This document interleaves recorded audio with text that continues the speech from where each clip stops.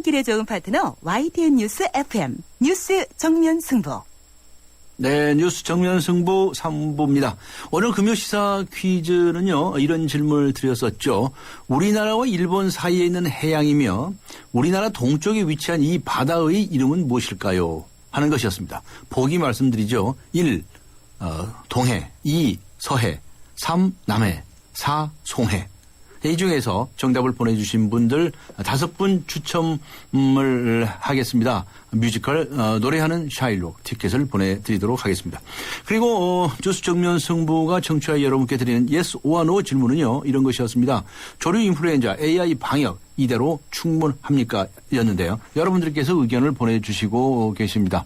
2098님은요. yes라고 적어주셨네요. 당국에서는 많은 닭과 오리를 살처분하기도 하고 예방살균도 많이 하고 그다음에 여러모로 힘썼는데 노력을 몰라주면 안 되죠. 그래도 앞으로의 확산을 막으려면 더 힘써줘야 합니다. 라고 적어주셨습니다.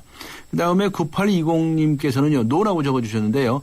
조류 인플루엔자 방역이 구멍 뚫린 것 같네요. 이젠 개까지 걸리다니요. 살처분이 최선의 방법인가요? 다른 대안은 없는 건가요? 라고 적어주셨습니다. 네, 아직 의견 주시지 않으신 분들께서도 많이 보내주시기 바랍니다. 짧은 문자 50원, 긴 문자 100원의 유료 문자입니다. 우물정 0945, 우물정 0945로 보내주시면 되겠습니다. YTN 라디오 애플리케이션 예스로 듣고 계신 분들께서는 예스 게시판에 글을 남겨주셔도 됩니다. 잠시 그리고 의견 보내주신 분들 중에서 추첨을 해서 소정의 선물을 보내드리겠고요. 잠시 후 뵙겠습니다. 자동차를 포장하는 모든 형용사와 감탄사를 빼고 나면 남는 단 4개의 동사. 자동차의 본질은 결국 이 4가지. 본질로부터 소나타. 3월 24일. New thinking, new possibilities. 현대자동차.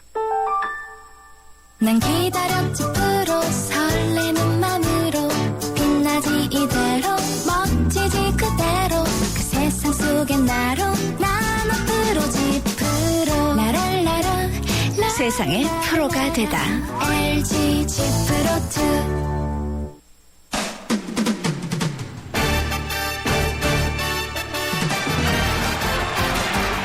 네, 강조의 뉴스 정면 승부 즐거운 스포츠 소식 듣고 가죠. 일간 스포츠의 이은경 기자 연결합니다. 안녕하세요. 네, 안녕하세요. 네, 추신수 선수가 홈런을 쳤네요. 네, 이 추신수 선수 그 텍사스에 지금 이제 소속돼 있는데 네. 오늘 애리조나주 서프라이즈 스타디움에서 열린 메이저리그 시범 경기에서요. 이 샌프란시스코를 상대로 1번 지명타자로 출전을 했습니다. 네. 추신수는 이 3회 말에 두 번째 타석에서 좌월 솔로 홈런 터트린 걸 포함해서 2타수 1안타 1타점 그리고 볼넷 2개 그리고 2득점이나 하면서 아주 좋은 활약을 했습니다. 오늘 나온 홈런은요. 시범 경기 첫 홈런이자 지금 텍사스 이적 후 처음 터트린 홈런입니다. 네. 네, 아무래도 이제 텍사스 이적할 때 7년간 한국 돈으로 뭐 약 1,380억 원, 뭐 어마어마한 몸값으로 이적을 했기 때문에 네. 뭐 잘해야 한다는 부담이 좀 있었는지 시범 경기 초반에 다소 부진하긴 했는데요. 네. 오늘 경기에서 자신의 진가를 증명을 했습니다. 네. 이 홈런은 3회 말 1사 주자 없는 상황에서요. 이 145km짜리 바깥쪽 직구를 밀어쳐서 만들었고요. 이외에 볼넷 2개를 더 얻으면서 오늘 경기 총 3번 출루를 기록을 했습니다. 추신수 선수 최근에 이 가벼운 팔꿈치 통증이 있어서 이번 주 초에 이제 몇 경기 쉬기도 했고 오늘은 수비 부담이 없는 지명타자로 나왔습니다. 경기는 양팀이 4대4로 비긴 채 끝났습니다. 네, 그랬군요. 그리고 어제 열린 프로농구 4강 플레이오프 경기에서는 SK가 오리온스를 이겼네요. 예, 지금 프로농구 6강 플레이오프 경기가 진행 중이고요. 예. SK가 올 시즌 정규리그 3위 팀이고 오리온스가 이제 6위 팀인데요. 어제 그 잠실에서 열린 6강 플레이오프 1차전에서 SK가 오리온스를 84대 73으로 아주 크게 이겼습니다. 오전 3승제로 치러지는 6강 플레이오프에서는 사실 뭐 1차전을 잡는 팀이 절대적으로 유리한데요.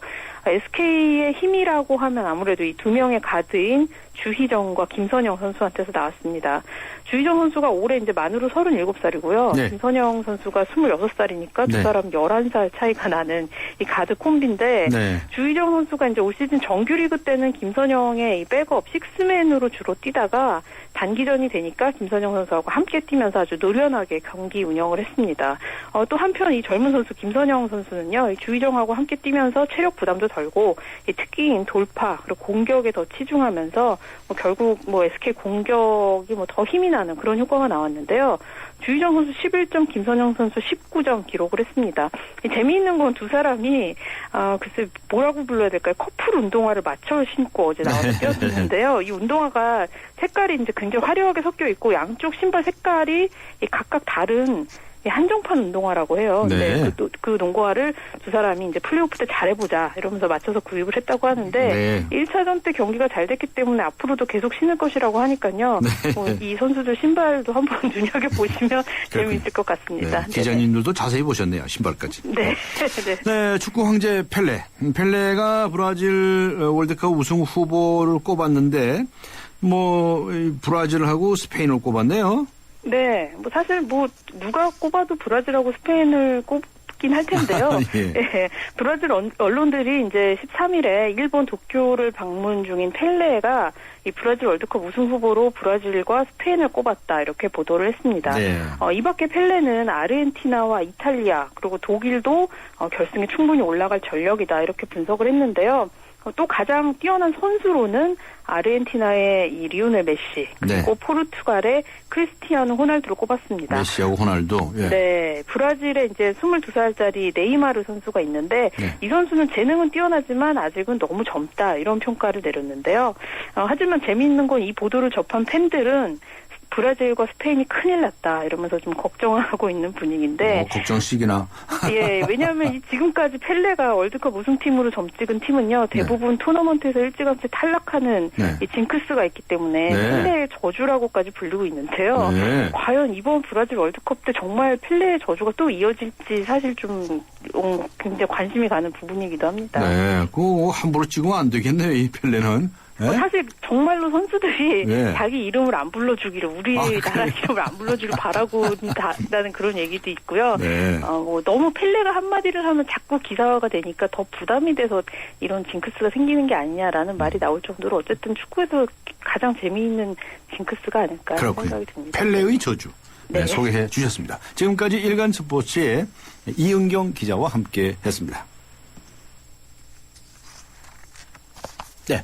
이어서 이 시간을 보니까 7시 17분을 가리키고 있군요. 이 시각 교통 상황 알아보겠습니다. 박화연 캐스터입니다. 예, 오늘이 날이 날인 만큼 차가 정말 많습니다. 명동, 신촌, 이대, 이태원, 강남역 아주 차가 많아서 입이 절로 벌어질 정도인데요. 거기에 돌발 상황까지 발생해서 어려운 곳도 몇 군데 살펴집니다. 양화로 동교동 삼거리 쪽으로 홍대 입구역 부근 1차로에서 승용차끼리 부딪히는 사고도 있었고요. 홍대나 동교동 상거리 지나 합정역까지 양방향으로 차들로 가득합니다. 율곡로 안국동에서 창덕궁 쪽으로 지나기도 무척 어렵고요. 창덕궁에서 광화문 쪽으로도 답답합니다. 종로는 1가에서 3가, 4가에서 신설동까지 밀리고요. 동묘 앞에서 흥인지문, 다시 종로 3가에서 1가 쪽으로 반대쪽으로 밀립니다. 끝으로 테헤란로는 선릉역과 포스코 사거리 부근 선릉역을 조금 더 간 곳 2차로에 고장차 제보 들어왔으니까요. 2차로를 중심으로 잘 살피시기 바랍니다. 뉴스 정면 승부 교통정보였습니다.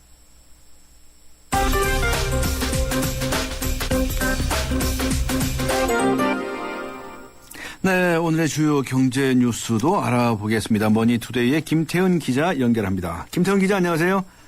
네, 안녕하세요. 카드사에서 유출된 고객 정보 말이죠. 이게 1억여 건이 된다는 것인데 그중에 일부가 시중에 흘러 들어간 그런 정황이 포착이 됐다는 거 아닙니까?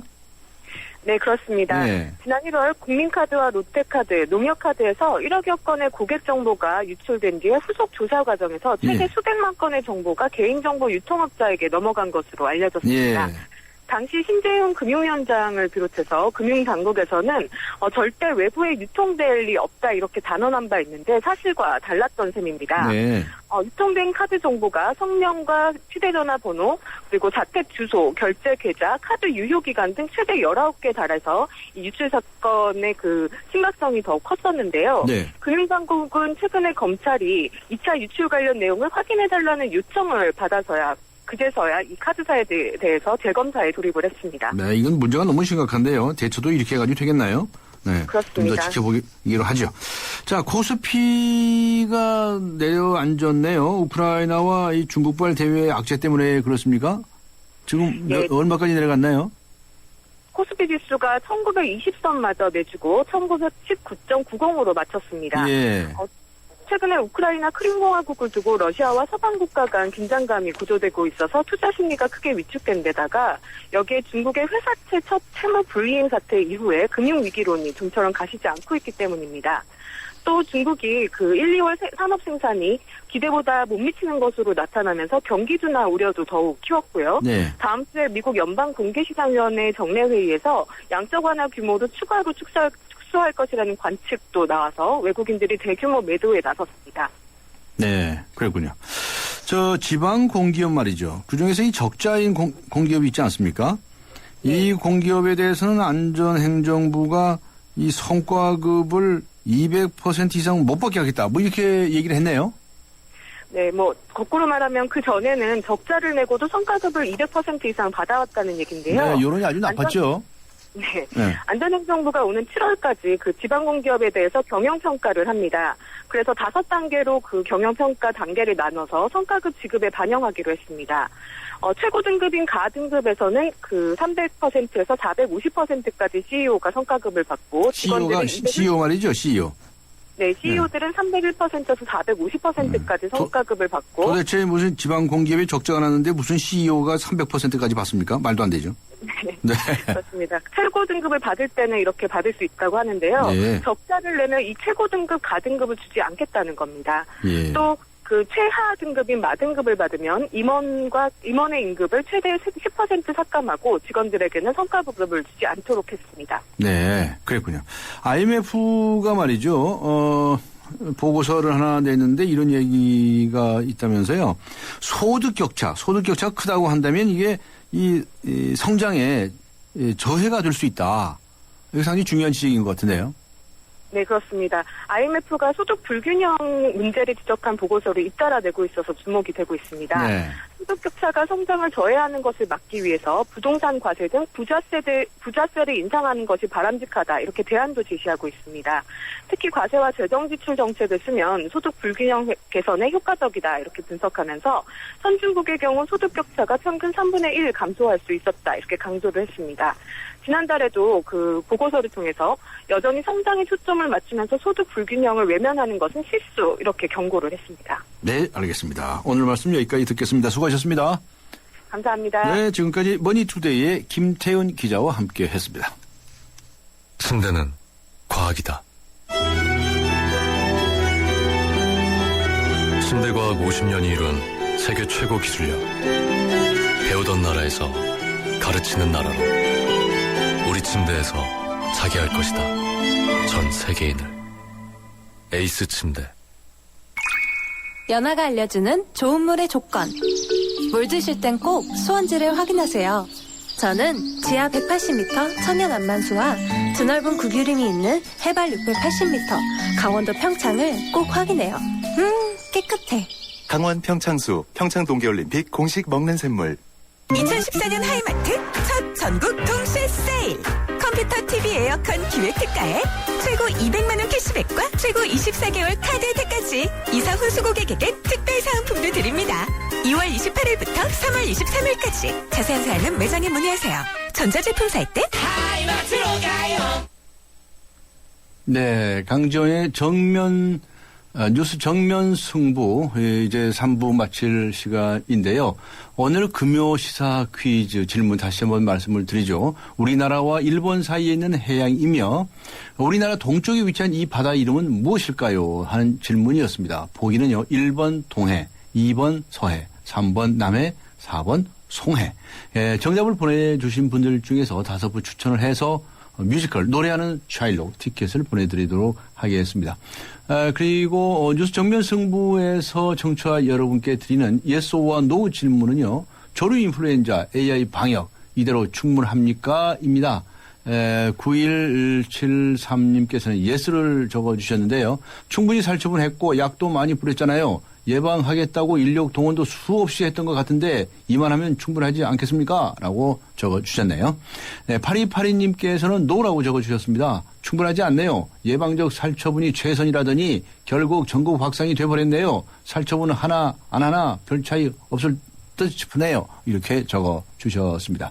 다른 분들께서도 많은 의견 더 보내주시기 바랍니다. 짧은 문자 50원, 긴 문자 100원의 유리 문자입니다. 우물정 0945, 우물정 0945로 보내주시고요. YTN 라디오 어플리케이션 예스로 듣고 계시는 분들께서는 게시판에 글을 남겨주셔도 됩니다. 의견 주신 분들께 선물을 보내드리겠습니다. 세계 지성인의 필독지, 월간 르몽드 디플로마티크 3개월 구독권, 그리고 맥스무비 영화 예매권을 보내드리도록 하겠습니다. 잠시 후 4부에서 뵙겠습니다.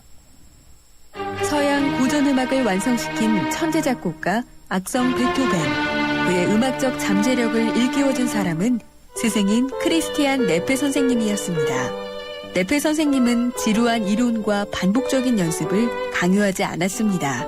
이탈리아와 프랑스, 독일의 유명한 오페라를 감상할 기회를 마련했고 어린 베토벤이 음악에 대해 더 깊이 느끼고 생각할 수 있도록 이끌었습니다. 가르치는 것이 아니라 깨우치는 교육, 아이들의 잠재력을 활짝 꽃피우는 우리 교육의 희망입니다. 이 캠페인은 I am the key, 눈높이 대교와 함께합니다. 엄마, 간병인이 없어도 환자를 돌봐주는 병원이 있다고요? 환자 안심병원은 전문 간호사가 간병 서비스를 24시간 전담하여 환자에겐 빠른 쾌유를, 환자 가족들에겐 간병에 대한 부담을 덜어드리고 있습니다. 환자 안심병원 이용 정보는 02-2276-7000번 또는 검색창에 환자 안심병원을 검색하세요. 먹고 사는 걱정 덜어주는 민생 안심 정보 모르면 안 돼요. 천만 시민 생활의 힘 캠페인은 서울특별시가 함께합니다. 살아있는 뉴스 깨어있는 방송 한국의 뉴스 채널 YTN 뉴스 FM. 인재소는? 네. 새 남자의 정치 수다 시간이죠. 우리를 바꾸는 수다. 네. 오늘 나오신 분들하고 제가 이야기를 하고 있었는데요. 오늘 특별히 정치부 기자이시죠. 한겨레 신문의 하여영 기자, 그리고 이준석 새누리당의 전 비대위원 함께 자리를 했습니다. 안녕하세요. 네, 안녕하세요. 네, 우리가 지금 이 정치에 관해서 일주일 동안 있었던 얘기를 하면서 수다를 떠는데요. 수다를 통해서 세상을 좀 바꿔나가야 되지 않겠습니까? 네, 그래요. 대한민국 정치판 어떤지 또 우리 청취자 여러분들께서도 참여하실 수가 있습니다. 편하게 짧은 문자 50원, 긴 문자 100원의 유료 문자입니다. 우물정 0945를 통해서 의견을 보내주시면 함께 하도록 하겠습니다. 아주 편안한 금요일 저녁인데요. 지난 일주일 동안에 정치권은 여전히 시끌시끌했죠. 예, 새누리당 쪽에서는 또 지방선거 관련해서 여러 가지 이야기들이 있었고, 또 민주당에서는 민주당만 얘기하면 안 되죠. 민주당하고 새정치연합인가요? 창당, 신당 창당한다고 해서 여러 가지 이야기들이 오고 가고 했습니다. 그리고 국정원의 간첩 조작 의혹 사건도 시민들이 관심을 끌고 있지 않습니까? 네. 근데 하영 기자께서는 오랫동안 나오셨고요. 그런데 이준석 우리 새누리당의 전 비대위원은 지금도 새누리당에서 활동하고 있습니까? 당에 있는 당직 같은 건 맡지 않고 있고요. 당원이고. 당원 자격은 유지하고 있고요. 네. 예. 그리고 저 원래 제가 벤처하던 사람이기 때문에 벤처기업 그대로 하고 또 제가 교육봉사단체 하던 게 있어서 그거 계속 하고 있습니다. 교육봉사하는 건 뭡니까? 제가 원래 대통령한테 발탁됐던 계기 자체가 제가 저소득층 중학생들한테 수학 가르친 단체를 제가 그때 6년째 하고 있거든요. 아, 수학을 가르쳐줘요? 예. 그래서 그런 부분에서 아마 좀 계속 지속적으로 활동하고 있습니다. 그런데 요즘 종편 TV나 여러 군데서 자주 나오시던데, 사업하는데 방해 안 돼요? 그래서 아침에만 합니다, 제가. 아침에만 해요? 네, 아침에 하고 일어나가지고 깨끗하게 가는 기분으로. 아, 그것도 요령이네요. 어차피 신문은 보니까요, 아침에. 네, 그렇구나. 알겠습니다. 그런데 정치 문제에서 굉장히 해박한 것 같아요. 아무래도 아무리 좀 짧지만은 플레이어로 있었다 보니까 좀 다른 이야기들을 많이 알고 있어가지고 그런 부분을 또 국민들에 전달하면 좋아하는 것 같기도 합니다. 국민들이. 네, 그렇군요. 그 하영 기자는 지난 일주일 동안 있었던 생각나는 사건이라기보다도 정치권의 동향? 어떤 것이 생각이 나세요? 예, 저는 이번 선거가 정책보다는 인물 중심으로 구도가 짜여져 가지고요. 사실은 지난번 방송에서도 말씀드렸습니다만 좀 지나치지 않느냐 뭐 그런 좀 우려가 있었죠. 근데 어제 오늘 사이에 그 무상버스, 무상교통 이야기가 나오면서요. 사실 논쟁이 좀 붙기 시작했거든요. 네. 정책으로 한번 이번 지방선거를 맞을 수 있다는 점에서 사실은 좀 흥미롭습니다. 다음 주까지 지켜봐야겠습니다. 네. 정책 선거 하자. 그건 뭐 제 주장인데 평소에 그죠? 네. 그것은 매니페스토 운동가들이 늘 하는 이야기인데 네. 자, 저희는 좀 궁금한데 우리 이준석 씨께서는 평소에 우리나라 정치권에 대해서 점수를 주면 몇 점씩이나 줄 수 있었다고 생각했어요? 전 정치권에 있어봤더니만 여기가 사람마다 다 달라가지고요. 통째로 묶어가지고 뭐 주긴 그런데 좀 최근으로 놓고 보자면 정치가 실종된 것 같다는 생각이 많이 들고요. 정치 실종? 예, 그래서 뭐 점수 매기가 뭐고 지난 한 2주 동안은 이거 뭐 국정원의 존재감이 너무 커가지고요. 그래가지고 이거 뭐 학점 주기 전에 학생이 부정행위에다 걸려가지고 지금 이거 어떻게 처리될지 참 궁금합니다. 아, 정치가 사라져 버렸으니까 점수 받을 것도 없네. 예, 학생이 안 나와요 학교에. 학생이 없어요. 예. 정치판에 정치인들이 없네요. 예, 그런 것 같습니다. 하영 기자 이 발언에 대해서 어떻게 생각하세요? 사실 지금 지난 1년 보면은요. 국정원 뭐 댓글 사건이라고 하죠. 대선 개입 국가기관 대선 개입 사건에 이어서 이 사건이 계속 이어가니까 사실 뭐 NLL도 있었고요. 정치가 실종되고 있다라는 표현은 뭐 적합한 것 같습니다. 그 와중에 정책은 더 실종되고 있다는 생각이 드네요. 정책은 더 실종. 정치가 없으니 정책이 있을 수가 없죠. 네? 제가 알기로 이순석 씨가 금년에 우리 나이로 한 30세쯤 되셨나요? 30된 지 이제 한 70일 됐나요? 아, 그래요? 예. 그럼 우리 하혜영 기자는 이제 40 됐나요? 그냥 후반이라고 해주시죠. 30대 후반? 예. 아, 젊은 아주 씩씩하신 분들하고 오늘 이 정치 수다를 떨게 돼서 너무 좋은데요. 이 남재준 국정원장 있지 않습니까? 예. 이게 그만둬야 됩니까? 이거 결과가 어떻게, 이게 조사를 하고 있기 때문에 네. 조사가 된 결과에 따라서 달라질 것 같은데 지금까지 드러난 바로는 이게 남재준 원장님 보고를 받든 보지 못했든 간에 좀 국정원에서 누군가 책임을 져야 될 상황은 맞는 것 같아요. 근데 다만 이게 시스템 문제냐 사람 문제냐 해서 전 시스템 문제 쪽에 좀 더 비중을 두고 있기 때문에 이것에 대해서 어떻게 개혁 의지를 어떻게 보이느냐. 그걸 더 중요하게 보려고 합니다. 사실 네. 사람이 한 명 바뀐다고 해가지고 국정원 문화가 바뀌겠느냐라는 거에 대해서는 약간은 회의적이거든요. 하영 기자님. 그 선 검찰 수사 후 문책론이 지금 현재 새누리당의 말하자면 주류의 의견이죠. 그렇게 이야기가 나오고 있고요. 보통 이제 우리가 흔히 이제 친이계 구주류라고 부르는 그 의원들께서 어제 오늘 발언들을 계속 하고 있습니다. 어쨌거나 책임을 져야 하지 않느냐라고 이야기를 하고 있고 제 개인적으로는 그 조작 의혹을 떠나서 사법부를 농락한 것에 대한 책임을 분명히 져야 한다는 생각을 하거든요. 사실 사법부가 말하자면 인권의 보루라는 판단이 좀 있는데 지난 한 6개월 이상을 그렇게 증거를 조작하고 그런 문서를 내면서 이 농락한 것에 대한 책임은 분명히 좀 있어야 하지 않느냐. 이게 사법부 문제는 아니지 않나요? 이게 검찰 같은 경우에 사법부로 오히려 놓지 않지 않나요? 그러니까 이제 저는 어떤 측면에서 그런 말씀을 드렸냐면요. 그 재판부에 그 위조된 문서를 제출하는 과정을 말씀드린 거죠. 네. 사법부를 농락했다. 예. 원장이 바뀌면 더 바뀌나요? 책임을 누가 져야 돼? 일단은 아까 이준석 씨도 말씀을 하셨지만 이게 구조적인 문제인 건 저도 인정을 하는데요. 분명히 좀 책임을 지고 넘어가야지. 사실 지금까지 좀 누적된 사건들을 보면 선 조사 후 책임 이렇게 되니까요. 사실 좀 쌓이고 있는 느낌이거든요. 좀 매듭을 짓고 갔으면 좋겠습니다. 그러니까 이런 이 대두가 되면 또 개파라고 하나요? 무슨 정파에 따라서 다들 좀 견해가 달라요. 네? 그게 대한민국 정치죠.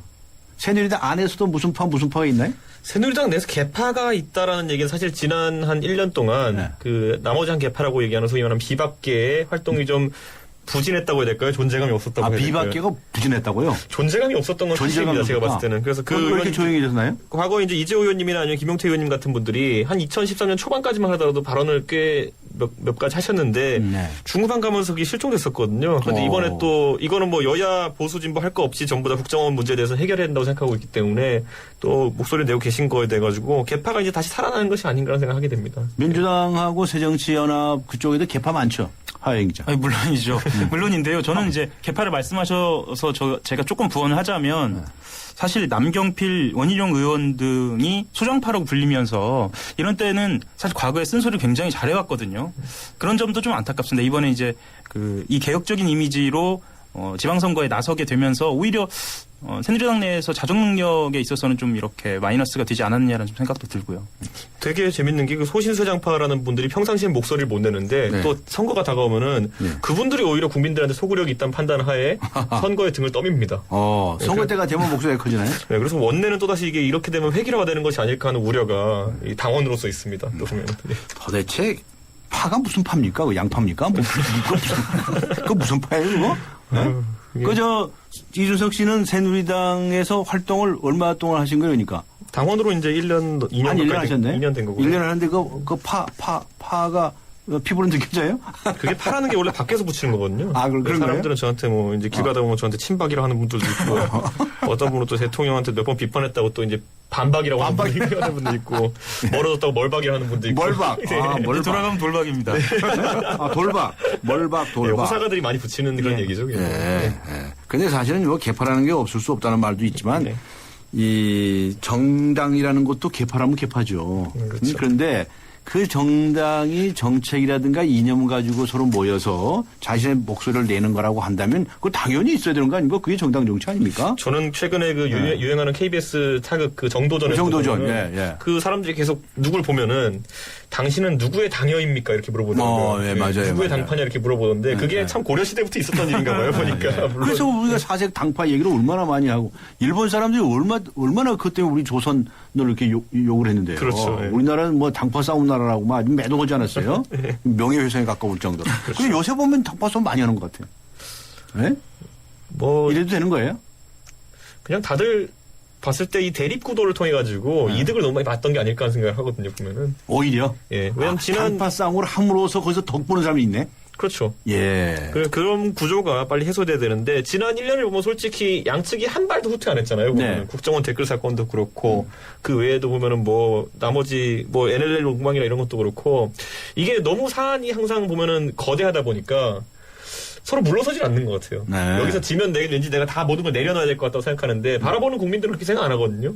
보면은 얘도 잘못한 게 있고 얘도 잘못한 게 있으면 서로 좀 내려놨으면 좋겠는데 그게 안 되더라고요 보니까. 하영 기자는 현장에서 이제 가끔 이제 취재하다 보면 볼 텐데 그거 왜 그런데요? 이거 이순석 씨가 지금 이제 딱 30대신 분인데 그걸 서로 좀 내려놓고 좀 서로 양보도 좀 하고 하면 이거 아름답게 보일 거라는데 왜 그렇게 나이 든 사람들이 치고받고 싸움 박질하고 난리 구슬한답니까? 글쎄요. 뭐 각자의 사정이 좀 있을 텐데. 취재 좀 해보세요. 이런 거 왜 그러세요? 그러고.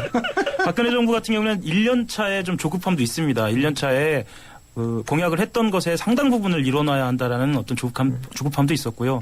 민주당으로서는 대선 패배 이후에 정신을 못 차린 부분이 가장 컸고요. 그리고 안철수 의원 같은 경우에는 자기 정체성을 확립을 해야 하는데 내용 담기에 사실은 좀 급한 측면도 있었고요. 그래서 해결되지 않은 부분들이 좀 많이 있는 것 같습니다. 점잖게 얘기하시는데 정치라는 게 그렇게 싸움박질을 하는 게 아니잖아요. 그렇죠. 근데 정치라는 건 이렇게 싸움박질을 하는 거다라고 학습을 한 거 아니에요? 다 선배들 하는 거 보고 배워가지고. 이제 정책하면서 국민의 삶을 좀 긍정적인 방향으로 개선시키는 건 되게 어려워요, 보면은. 어려운 과정인 게 수치도 살펴봐야 되고, 이것이 옳고 그른지 학자들과 토론도 해야 되고 하는데. 유식한 얘기도 좀 해야 되고요. 정치는 너무 쉬워요, 보면은. 얘 나쁜 사람이다, 그냥 씌우면 되는 거잖아요. 그러다 보니까 정치하다 보면 저도 정치와 정책을 그때 비데이터 다 해봤지만은, 재밌는 건 정치긴 합니다. 근데 국민의 삶과 직결된 건 정책이기 때문에 그쪽이 좀 더 비중을 둬야지 않을까 하는 생각이 하게 되더라고요. 정치는 재밌긴 재밌어요, 보면. 재밌다고? 아니, 그 싸움박질하는 거 구경하는 사람이 재밌을지 모르지만 사실 구경하는 사람도 정말 재밌어는 안 되는 건데. 짜증납니다. 쉽거든요, 그게 사람들 입장에서는. 맨날 이런 거 취재하고 다니는 하와영 기자는 뭐 재미납니까? 네? 사실 옆에서 보기에는 재미보다 가슴이 벌떡벌떡 크죠. 다음날 신문 보기도 무섭고 또 물을 먹지 않았을까. 기사 쓰는 분들도 신문 보기 겁나요? 그렇죠. 이게 다음날 또 물을 먹지 않았을까. 새 나가고 그렇죠. 낙종하고. 그런 것 때문에도 그렇고 사실은 뭐 여러 가지 이유로도 뭐 그렇게 신이 나지만은 않죠. 제가 정치가 정책보다 재밌어서 한다는 말이 참 제가 요즘 세대 말로 우프입니다. 웃기면서도 슬픈 그런. 그러네, 진짜 우품이네요. 그렇게 느껴지더라고요. 맞아요. 저 정책 선거뿐만이 아니라 정치를 주장해오는 저 같은 입장에서는 참 이제 맨날 정치권에 대해서 빵점만 줬거든요. 아니 제가 2주일 동안 그때 반값 등록금 정책 가지고 이렇게 열심히 준비해가지고 발표를 했어요. 근데 기사에 하나도 안 나고 누군가가 종북입니다 하면 바로 그게 다 기사에 나는 거예요. 그러니까 이게 참 넋이 빠지더라고요. 이런 거 입장에서는. 반값 등록금 그거 하셨었구나. 그쪽에 이제 저는 이제 국가장학금제도 쪽 같은 것들 언론에 가서 얘기하고 이랬었는데 뭐 거기서 안보 이런 거에 다 밀려가지고 그게 약간 좀 안타깝더라고요. 그게 인기 없게 하세요. 인기를 좀 있게끔 하시죠. 제 탓입니다. 아니 저 광화문 앞에 가가지고 스트리킹을 하거나 그럼 경범죄로 잡혀가는데. 네, 그럼 아주 주목을 좀 받을지 모르죠. 그러니까 그런 잘못된 재미를 추구하는 정치 이거 안 되죠. 그리고 이건 소비자에게도 저희는 국민들도 보면은 어떤 뉴스를 소비하냐에 따라 가지고 정치인들이 그 뉴스를 다른 걸 들고 나올 텐데 최근에 보면 우리도 너무 이제 자극적인 것들을 이렇게 좀 맛이 들지 않았나. 저희가 짠 거 계속 먹다 보면 짠 거 먹어야 되잖아요. 그런 것 같이 중독이 되는지도 모르죠. 약간 그런 느낌이 듭니다. 그런데 이 당파 싸움이라는 게 참 우리나라에 오래된 겁니다. 이 장파 싸움을 극복해야 되는데 하호영 기자는 이 당파 싸움은 정치인들 맨날 취재하면서 그 어떤 걸 느끼세요? 사실은 계속 저렇게 하면 우리나라 잘 되겠다 이렇게 생각하시나요? 저는 이렇게 또 재미없는 말로 돌아가는데요. 저는 이제 그걸 보면서 아까 말씀하셨던 것처럼 갈등이나 어떤 반목은 어쩔 수 없는 거라고 보고요. 그리고 그 이름을 붙여서 네이밍을 해서 뭐 친노냐 비노냐 아니면 친박이냐 비박이냐 이렇게 말고 실육이냐 개혁이냐 아니면 좀 더 진보냐 보수냐 이렇게 그런 파벌로 좀 이렇게 정파적인 견해를 나누는 그렇게 좀 돌아갔으면 좋겠다는 생각은 좀 하죠. 그러면 아마 정책도 뭐 아까 잠깐 말씀드린 그런 무상교통처럼 뭐 예전에 그 무상급식 때는 굉장히 그 이슈로 아주 뜨거웠던 그런 것처럼 이렇게 돌아갈 수 있지 않을까라는 생각도 좀 듭니다. 무상교통 얘기를 이번에 경기도지사 후보로 나오겠다고 하는 김상곤 전 경기도 교육감 그 문제를 꺼냈죠. 그랬더니 같은 당이라고 해야 되겠죠. 이제 통합이니까죠. 같은 당일 것인 김진표 후보라고 불러도 되나요? 그다음에 원혜영 후보 쪽에서도 이제 반대하는 의견들을 냈더군요.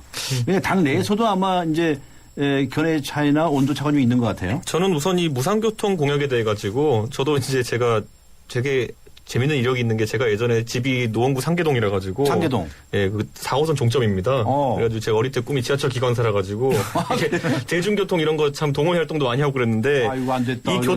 저 지하철 기관사 하셔야 되는데 왜 상에 들어가가지고 이게 교통 서비스라는 게 보면은 이 경기도라는 게 우리가 보면 도너츠 모양으로 생긴 행정구역 아니겠습니까? 도너츠? 가운데 서울이 이렇게 동그랗게 빠져 있잖아요. 말씀 듣고 보니까 그러네요. 이 무상교통이라는 이 대중교통 개편이라는 것도 또 준공영제라는 것도 지금 뭔가 김상곤 교육감님 말씀하신 수준까지 가려면은 서울시와 연계가 필수적이거든요. 그래서 저는 이걸 박원순 시장님이 어떻게 받아들일지 이것도 아마 선거에 큰 국면 전환이 있을 것 같고요.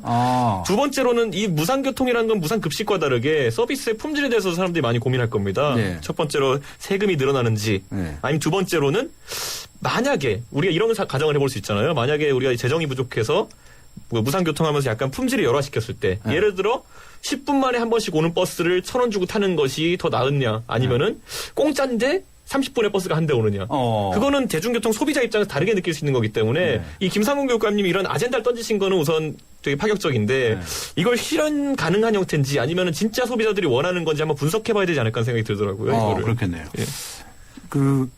제가 뭐 이렇게 말씀드리면 뭐 김상곤 후보를 편드는 건 아니고요. 제가 조금만 설명을 드리면은요. 그 야권에도 다른 후보들 많이 있어요. 일단 원혜영 후보도 비슷한 버스 공영제. 그렇죠. 그렇게 얘기를 꺼냈습니다. 그리고 이것이 100% 환영받지는 못해요. 사실은 무상급식 때하고 조금 다른데요. 저는 간단하게 이런 이야기는 하는 것 같습니다. 그러니까 공공의 영역으로 버스를 더 적극적으로 끌어들이면 예를 들면 경기도 같은 경우에는 굉장히 땅이 넓어서 밀집 지역이 아닌 경우에는 이해타산이 안 맞아서 이제 노선이 폐지되는 경우가 있는데 그런 노선부터 적극적으로 좀 이렇게 공공으로 끌어들이고 그러는 과정에서 요금을 좀 이렇게 낮추는 방향으로 일단 이렇게 아마 합의가 될 것으로 보입니다. 오늘 아침에 박원순 시장이 인터뷰에 나와서 잠깐 이야기를 하는데요. 적극적으로 수용하는 그런 뉘앙스는 아니더라고요. 굉장히 조심스러워하시죠. 그래요? 그럼 이제 또 그 안에서도 논쟁이 있겠네요. 그렇죠. 청취자 여러분들께서 의견을 문자를 좀 보내주신 분들이 계신데요. 1409님 오랜만에 정치 수다 시간에 라디오를 들었더니 젊은 분이 나오셨네요. 분위기도 색다르고 텔레비전에서 매일 보는 의견들이 아니라서 신선하고 좋습니다. 어떻습니까? 이거 이준석 씨, 하 기자님인가요? 제 얘기인가요? 이준석 씨 이야기인 것 같은데. 네. 그 다음에 5108님, 하 기자님 주부 팬입니다. 오늘도 저녁 식사하면서 라디오를 듣고 있네요. 대학생인 우리 아들은 국정원이 이상하다는 이야기를 하는데 하 기자는 어떻게 생각하세요? 이런 이제 질문을 주셨고요. 5571님, 무상교통 실시되면 세금 폭탄 맞는 것 아닌가요? 뭐든지 퍼주는 식의 정책은 반대합니다. 개인의 의견을 적어 주셨습니다. 네, 두 분을 환영하는 문자들이 있었고요. 그리고 어떻습니까? 이 무상교통에 관해서 관심을 표명해 준 분이 있는데 이 세금 문제는 어떡하나요? 이 대중교통세, 지금 무상교통이 약간 실현된 도시들 보면은, 뭐, 프랑스라든지 뭐, 인구 한 10만 명 이하의 단위에서는 실현된 곳들이 있습니다. 그런데 직접세로 이제 대중교통세를 걷는 곳들이 많더라고요, 보니까. 직접세로? 네, 직접세로 이렇게 해서 대중교통세를 언제 그런 거 다 연구했어요? 제가 동호회 활동 한다니까요.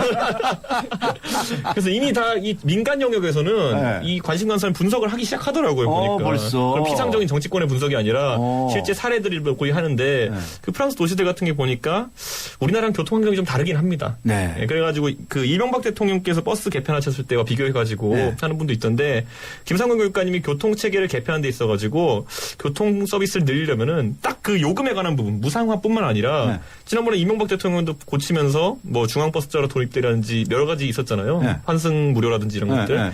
이런 것들에 대해서 통합적으로 한번 정책을 내놓으시면 어떨까 하는 생각을 하게 되더라고요.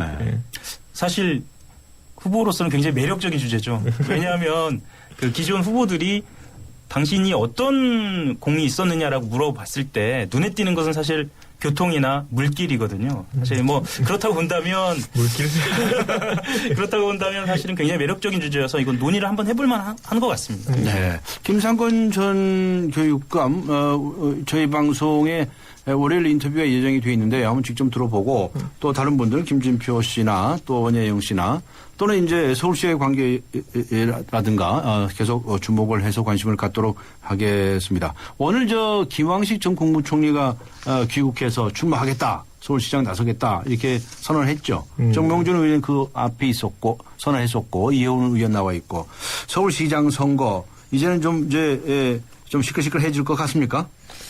와, 새누리당이 목표하는 바가 이 경선 흥행이라면은. 흥행. 뭐 카드는 괜찮아 보입니다. 아, 그래요? 예, 우선 이미지가 뭐 그렇게 겹치지 않는 분들끼리 모여가지고 이제 있기 때문에 그 뭐 예를 들어 이혜훈 의원님 같은 경우는 정책 전문가의 이미지 또는 약간은 재정학이다 보니까 경제민주화 이미지가 겹쳐 있고 그리고 정몽준 의원 같은 경우에는 뭔가 과거 대선급 후보셨잖아요. 그다음에 그런 이미지도 있고 김황식 총리 같은 건 안경을 보는 분야가 없다고 할 정도로 행정의 달인이시라는 이런 평가가 있기 때문에 이 세 분이 경선해야 되는데 김황식 총리는 굉장히 늦게 시작하신 건 사실이에요. 그래서 제가 봤을 때는 캐치업하는 게 이제 쉽진 않을 거다라는 얘기를 하고 싶은데 그 정몽준 의원의 대세론에 맞서가지고 확장론이라는 게 저는 의미가 있다고 보는 게 제가 이번에 여야를 통틀어가지고 그 예비 후보를 등록하신 분들의 그 특성을 보니까 신기하게 김황식 총리님만 지역적으로 비영남 출신이세요. 예. 호남 출신이죠. 예, 그러시고 네. 또 그런 측면도 그렇고 앞으로 확장성의 측면에서는 기대할 부분이 있지 않나 생각해봅니다. 영 기자. 뭐 저는 좀 다른 측면에서 흥미 위주로 좀 말씀을 드려보면요. 곧 월드컵 있죠. 월드컵에 유리한 정치인이 한 분 계십니다. 네. 누군가요? 그 전 축구협회장 2002년을 달궜던 말씀 안 하셔도 다 아는 거예요? 네. 그래서 뭐 그런 흥미로운 지점들도 좀 있고요. 저는 그 정몽준 의원이 좀 불만을 갖고 있는 부분들 예를 들면 뭐 공천 마감 연기를 해주는 부분들이라든가 이건 좀 특혜 베푸는 거 아니냐라는 그런 부분들도 사실 명확하게 짚고 넘어가고 그러면서 이제 말씀하셨던 것처럼 컨벤션 효과를 노리면서 이제 뭐 경선으로 들어가는 그런 구도로 가고 또 이제 박원순 시장은 정말 이제 눈에 보이는 이 공약을 내 보여야 하는 이제 순간이 된 거죠. 네. 뭐 그렇게 되면서 아마 이제 좀 본격적으로 레이스가 시작될 것 같습니다. 서울시장 경선을 하게 될 텐데요. 여기에 박심이라는 거 있습니까? 새누리당 당원이신 이순석 씨. 제가 그 박심까지 파악할 정도면 제가 여기서 이러고 있으면 안 되겠죠. 평당원. 예. 박심이라는 게 있다 하더라도 박심 뭐 개인이 어떤 마음을 갖는 거야 누가 뭐라고 하겠습니까? 그런데 그게 이제 뭐 이번 룰 문제라든지 이런 거 있어가지고 좀 실제로 좀 압력이나 이런 걸 존재한다 그러면은 충분히 정몽준 의원이 지적할 수 있는 부분이라 보고요. 근데 아직까지는 그렇게 뭐 명시적으로 드러난 문제는 없기 때문에 그 부분에서 뭐 딱히 할 말이 없는 것 같습니다. 법에 말이죠. 예. 대통령은 그러면 안 되게 돼 있어요. 박심이가 가져도 되죠. 근데. 아니, 그게 마음이고. 네, 영향을 주면 안 되겠죠. 그게 표명이 되면 네, 그렇죠. 정치적 중립 의무에 대박이 걸려요. 네, 그렇죠. 네, 그렇죠. 이제 그런데 이제 마음이 전달이 됐느냐 이것 때문에 한참 논란이 되고 그런 거죠. 지금 저 야권에서는 한참 창당 준비가 진행이 되고 있어요. 당명에 이제 새정치라는 말이 들어가느냐, 민주라는 말이 들어가느냐, 뭐 이것 때문에 이제 설왕설래하고 있는 것 같아요. 오늘 마감했답니다. 네, 오늘 국민 공모를 했는데. 당명 공모요? 네, 오늘 마감했대요. 그래서 이제 내일 모레 발기인 대회를 할 때 발표를 한대요. 네. 그 당명 하나씩 지어주지 않으실래요, 두 분은?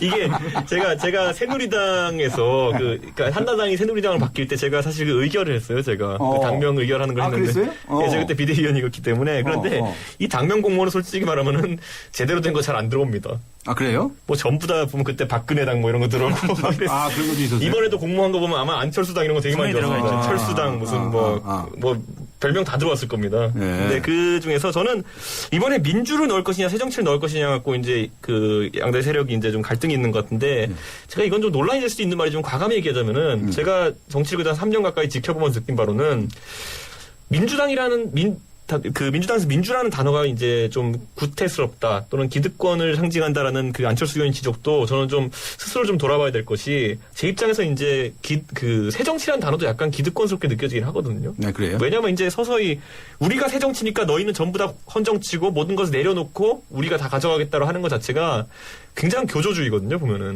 그때 그 부분에서 저는 오히려 그 정당 이름에 대해서 제가 권고를 하자면은 새정치도 빼고 민주도 빼면은 굉장한 파격이고 그게 오히려 와닿을 것 같아요. 왜냐하면 지금 국민들이 계속 지적하는 게 안철수 의원한테 다 빼라고 이제 3년이 지났으니까 새정치는 이제 새로운 새정치를 보여줘야 되는 거 아니냐. 이 정도로 이제 낡아 보이는 이미지가 있기 때문에 새로운 새정치. 사실 맞죠. 그냥 새정치도 안 되네. 그러니까요. 새로운 새정치. 새정치죠. 새정치. 뭐 새가 두 마리인가요? 무슨 말씀? 그래서 그런 부분도 그런 지적도 아마 안철수 의원 측에서 받아들인다면은 좀 더 지금 국민들이 통합신당이 갖고 있는 그 기대심이 어떤 시너지로 나지 않을까 하는 생각이 들거든요. 새누리당에도 새자에 들어있는데. 아니 없는 사람이 내려오면 더 멋있어요. 그래요? 그러니까 안철수 의원이 되게 외로워 보이지만은 반대로 거기서 더 스스로 희생하는 모습 보여준다면은 본인이 더 커지겠죠 보면은. 하 기자도 장명 하나 해주시지. 저는 생각이 좀 많이 다른데요. 지금까지 민주당이 당명을 개명해온 전례로 봤을 때는 아마 새정치와 민주라는 두 단어가 다 들어갈 겁니다. 그리고 제 생각에는 새정치 민주연합이네. 연합이라고 가지는 않을 거예요. 새정치 민주당이네 그럼. 예, 새정치 민주 신당 정도. 그러면 새하고 신이 겹치니까 아마 새정치 민주당 정도가 되지 않을까라는 생각이 드는데요. 새정치 민주당. 왜냐하면 안철수 의원 같은 경우에는 어쨌거나 새정치라는 그 이름 자체가 고집할 가능성이 있다. 예, 왜냐하면 이 구도로 지방선거는 일단 넘어가고 아마 총선을 겨냥을 할 겁니다. 이 새정치라는 것은 본인이 버릴 수 없는 어떤 내 것이다. 주인의식이 있기 때문에 그렇고요. 민주당도 사실은 이 민주라는 말을 버리기에는 사실 뭐 정통 야당이다라는 이런 고집이 또 있을 거고요. 아마 그렇게 되지 않을까 싶습니다. 근데 새정치 뭐 이러면 너무 임시정당 이름 같아 보여요. 임시정당 같아요? 새자 들어가고 이러니까. 옛날에 새정치 국민회의도 있었어요. 그렇죠. 민주당의 전신이에요. 나중에 민주당 됐잖아요. 네, 그래서 나중에 바뀌었는데 새정치 국민회의라는 것도 있었거든요. 예전에 신한국당 이것도 사실 당명이 길게 유지는 못했거든요. 신한국당. 그러니까 신이랑 새랑 하면 굉장히 임시적인 정당 이미지가 있어요. 같은 말이죠. 예, 그래 약간 신한국당, 새한국당. 네, 그렇죠. 예. 그렇군요. 오늘 뭐 이제 우리가 장명할 건 아니고요. 그런데 이걸 통해서 지금 이 야권의 통합에 관한 이야기를 나누었습니다. 청취자 여러분께서 의견을 주셨는데요. 3102님 오늘 나오신 분들 말씀 참 잘하시네요. 말씀 잘하셨어요? 네. 겸허하게 받아들이고. 네. 저도 자꾸 새정치 하는데 정말 뭐가 새정치인지 잘 모르겠어요. 라고 적으셨고요. 4008님 변호사님 오늘도 시원한 수다 감사합니다. 금요일 저녁에는 YTN 고정입니다. 옳습니다. 6249님 하 기자님 말씀 다 맞지만 당명에서부터 기존의 허물을 다 벗지 못하면 제3지대 정당 안 될 거라고 생각합니다. 뭐 이제 의견을 주셨군요. 자, 우리가 이 국정원 문제 때문에 작년 1년 내내 시끄러웠는데 금년엔 또 이 간첩 의혹, 조작 의혹 사건 때문에 시끄러웠어요. 이 국정원 문제 어떻게 해결해야 될까요?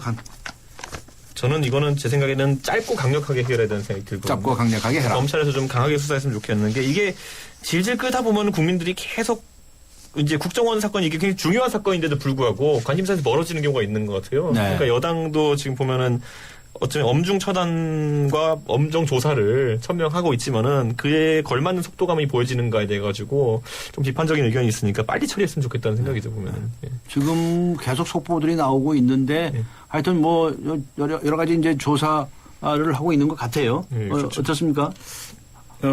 국정원 협조자 김아무개 씨 같은 경우에 지금 영장이 청구돼 있죠. 구속영장이 청구돼 있고요. 아마 그 협조자에 대한 구속영장이 청구됐다는 것은 실제로 국정원 직원들에 대한 조사도 어느 정도 이루어져 있다는 상황이고요. 그걸로 봤을 때는 좀 빨리 이것이 좀 매듭이 지어졌으면 하는 바람이지만 이미 지방선거 이슈로 빨려 들어가고 있어서 뭐 결단이 좀 필요한 시점이 아닌가 싶습니다. 네. 지방선거가 이제 6월 4일이니까. 예. 그렇죠? 이제 정식 후보들도 를 뽑기 위해서 당내 경선들이 이루어지고 있으니까. 아니, 왜 지난 3번의 선거는 선거를 앞두고 전부 다 계속 이런 일이 터지는지 모르겠네요. 그러게요. 그러다 보니까 진짜 선거에서 정책이 실종된다는 이런 얘기가 무색하지 않은 것 같습니다. 보면은. 사실은 이 지방선거의 경우엔 말이죠. 중앙정치의 영향력이 이렇게 많이 미쳐서는 안 됩니다. 그렇죠. 사실은 지방자치단체 장이나 의원들은 할 수 있는 일들이 한정이 돼 있어요. 그런데 이 중앙정치가 바람을 불어가지고 말이죠. 온통 정상급판을 뒤집어 엎듯이 이러면 됩니까? 한 번씩 혼자 좀 내주세요. 예, 맞는 지적이십니다. 한 번씩 좀 혼 좀 내주세요. 저는 잘하셔야죠. 네, 잘하시겠죠.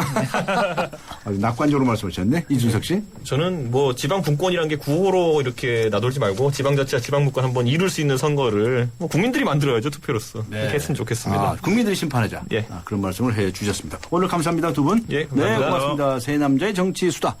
수다로 세상을 바꿉니다. 한겨레 신문의 정치부 하여영 기자 그리고 이준석 전 새누리당 비대위원과 함께 했습니다.